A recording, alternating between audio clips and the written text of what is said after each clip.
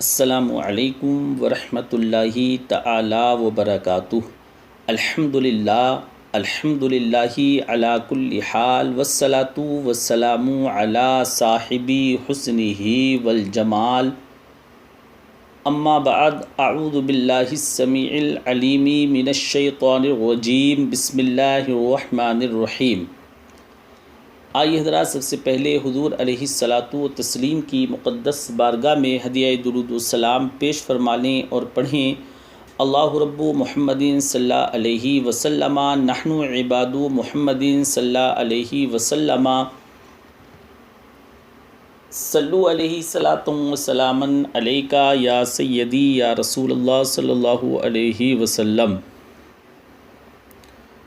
کہ رب نے کیا بخشا ہے رتبہ غوث پاک، رب نے کیا بخشا ہے رتبہ غوث پاک، آپ ہیں ولیوں کے آقا غوث پاک، آپ ہیں ولیوں کے آقا غوث پاک، آپ کا ہر قول عمدہ غوث پاک، آپ کا ہر قول عمدہ غوث پاک، آپ کا ہر فعل انوکھا غوث پاک، آپ کا ہر فعل انوکھا غوث پاک۔ ہو گیا ہوں میں گناہوں کا مریض، ہو گیا ہوں میں گناہوں کا مریض، کیجئے نا مجھ کو اچھا غوث پاک، کیجئے نا مجھ کو اچھا غوث پاک۔ اولیاء سارے براتی آپ کی، اولیاء سارے براتی آپ کی، اور بنے ہیں آپ دولہا غوث پاک، اور بنے ہیں آپ دولہا غوث پاک۔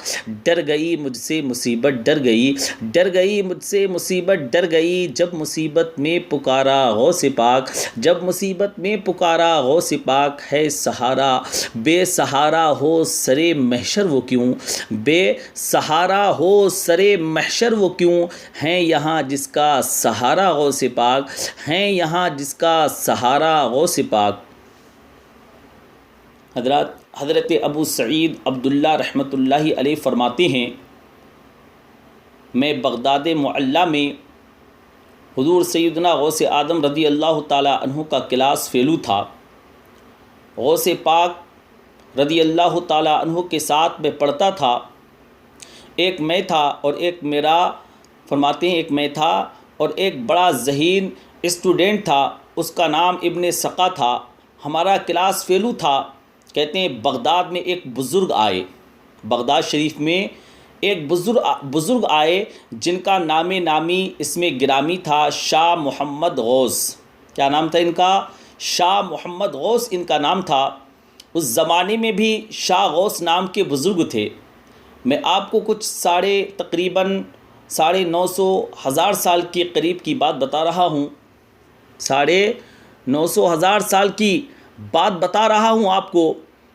کہتے ہیں ہمارا ارادہ بنا، چلو اللہ کے نیک بندے کی زیارت کر کے آئیں۔ ہم تینوں نے ارادہ بنایا، اس میں غوث اعظم رضی اللہ تعالیٰ عنہ تھے، اور جو غوث اعظم رضی اللہ تعالیٰ عنہ کے ساتھ پڑھتے تھے دونوں وہ بھی تھے۔ کہتے ہیں ہمارا تینوں کا ارادہ بنا کہ ہم اللہ کے ولی کا دیدار کر کے آئیں۔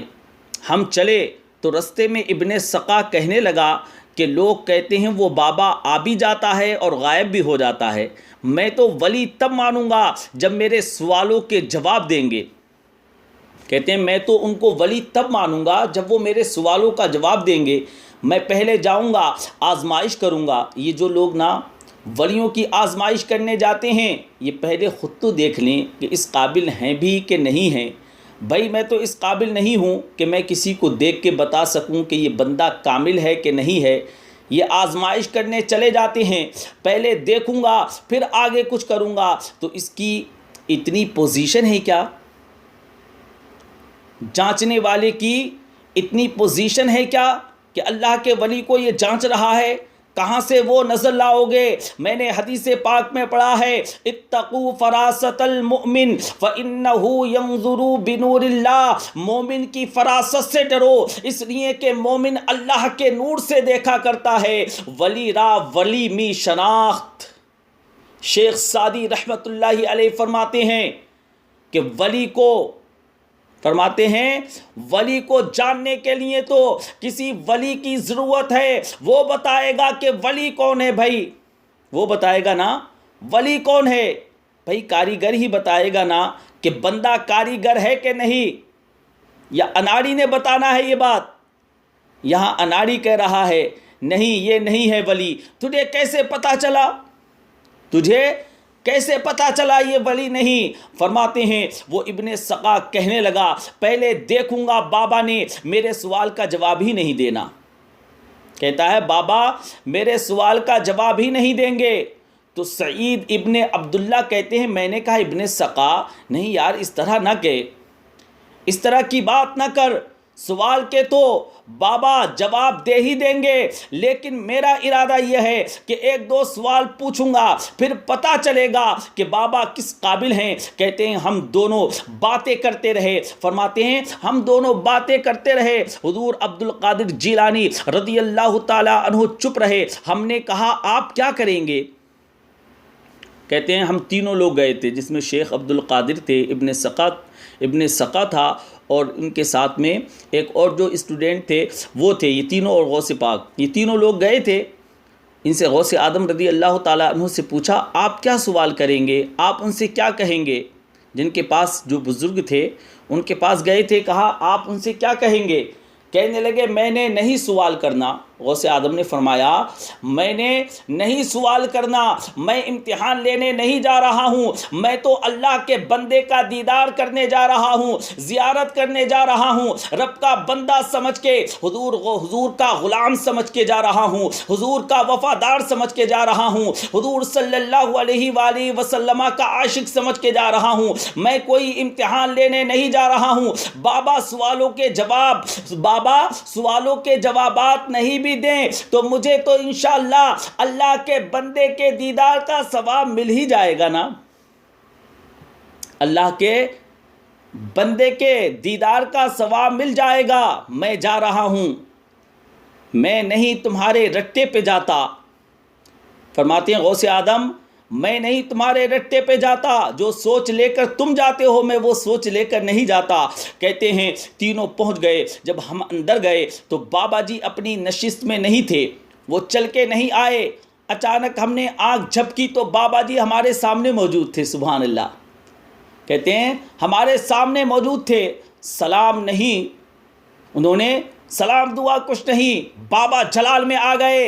کہنے لگے اے ابن سقا تو کہتا تھا کہ بابا کو سوالوں کا جواب نہیں آئے گا، جا میں تیرے اندر کفر کی بو محسوس کر رہا ہوں. یہ نہیں کہا کہ تو کافر ہو گیا، کفر کا فتویٰ نہیں جڑا. فرمایا کفر کی بو آتی ہے تیرے اندر سے.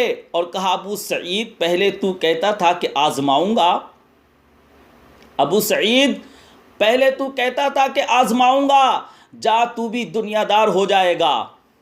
انہوں نے بابا نے فرمایا، شاہ غوث رحمت اللہ علیہ نے فرمایا جا تو بھی دنیا دار ہو جائے گا. پھر کہتے ہیں عبد القادر جیلانی کی طرف نظر اٹھی.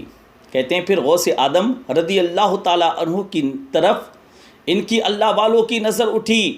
وہ پیار سے گئے تھے. بابا کا جلال ہم نے ان کی طرف دیکھا تو بابا جی کو پیار آنے لگ گیا. غوث اعظم پر ان بابا کو پیار آنے لگ گیا، اللہ کے ولی کو پیار آنے لگ گیا. وہ اٹھ کے عبد القادر جیلانی کے پاس گئے. شیخ عبد القادر جیلانی رضی اللہ تعالی عنہ کا، ہمارے غوث اعظم کا، ہمارے پیرانے پیر کا ماتھا چوما. کہنے لگے میں تو دنیا سے چلا جاؤں گا. فرمایا بیٹا میں تو دنیا سے چلا جاؤں گا، پر اس بغداد میں وہ وقت بھی آئے گا جب تو منبر پر بیٹھ کے اعلان کرے گا ولی وہ بنے گا جس کی گردن پر میرا قدم آئے گا. سبحان اللہ. تو نے یہ پیار کیا ہے. فرمانے لگے تو نے یہ پیار کیا ہے میرے ساتھ. فرمایا بیٹا میں جب تک رہوں گا تیرے لیے دعا کروں گا. حضرت ابو سعید عبداللہ کا ایک وقت آیا کہ ابن سقا بہت بڑا عالم بن گیا. کہنے لگا پھر وہ وقت بھی آیا کہ روم کے عیسائی بادشاہ کے دربار میں ملازم ہو گیا. وہاں کچھ لکھنے پڑھنے کی ڈیوٹی اسے مل گئی ابن سقا کو، اور بڑی ڈینگیں مارنے لگا کہ میں روم کے بادشاہ کا وزیر بن گیا ہوں. پھر ایک وقت وہ آیا کہ روم کے عیسائی بادشاہ کی لڑکی پر عاشق ہو گیا. کہنے لگا کہ میرا نکاح کر دو. تو بادشاہ کہنے لگا تو عیسائی ہو جا میں نکاح کر دوں گا. کہنے لگے پھر وہ عیسائی ہو گیا. پھر ہم نے اس کی وہ حالت دیکھی کہ اس کے منہ میں کیڑے جاتے تھے، اس کی ناک سے نکلتے تھے، اس کے منہ سے کیڑے جاتے اور ناک سے نکلتے تھے. کیوں ایسا ہوا؟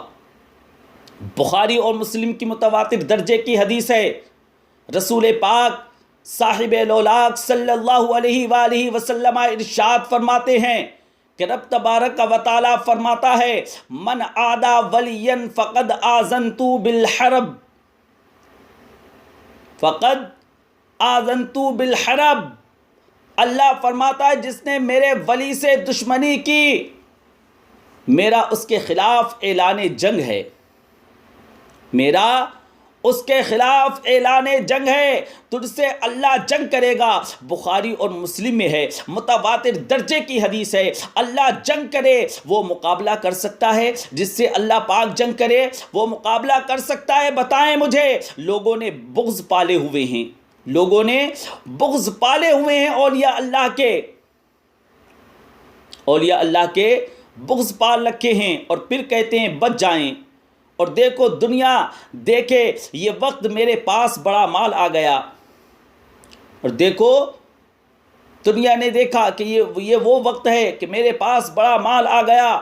فرمایا کافر ہو کر مرا وہ ابن سقا، کافر ہو کر مرا جب دنیا سے گیا۔ اور ابو سعید عبداللہ کہتے ہیں مجھے بھی یمن کے بادشاہ نے وزیر بنا لیا، دولت میرے کانوں تک آ گئی، میرے بچے لاکھوں میں کھیلتے، پر میں منتیں کرتا ہوں کوئی فجر کے لیے نہیں اٹھتا۔ کہنے لگا اس طرح کی میری پوزیشن بن گئی کہ دنیا ہی دنیا رہ گئی، لیکن درد رخصت ہو گیا۔ کہتے ہیں ہم اس کیفیت میں تھے تو اچانک بغداد میں اعلان ہوا، غوث پاک رضی اللہ تعالی عنہ کا ممبر اتنا بڑا ہو گیا کہ دور دور سے زمانہ آتا، اور پھر میں نے اپنے کانوں سے سنا، انہوں نے اعلان بھی کیا، غوث اعظم رضی اللہ تعالی عنہ نے اعلان کیا بھائی ولی وہ بنے گا۔